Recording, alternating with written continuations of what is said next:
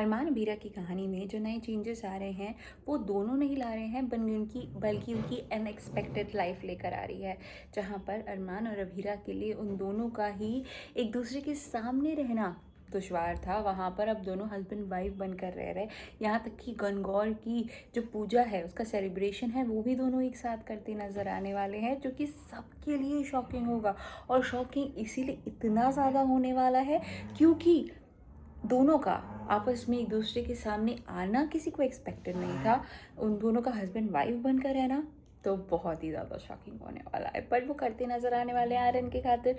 पर आखिरकार कब तक? अब जब मेहर पहुंच जाएंगी वहाँ, जो कि अरमान पर अपना हक जताती नज़र आएंगी, अपनी विश उनके सामने रखती नज़र आएंगी कि वो चाहती है कि जल्दी से जल्दी उनकी लाइफ पार्टनर बन जाए, तब कहानी में आएगा नया ट्विस्ट। इस तरीके का ट्विस्ट की कहानी को बदल कर रख देगा। जाने के लिए आप उसके शरीर से क्या कराता है, लगातार देखते रहिए टेलीफोन को सब्सक्राइब करना बिल्कुल ना भूलें।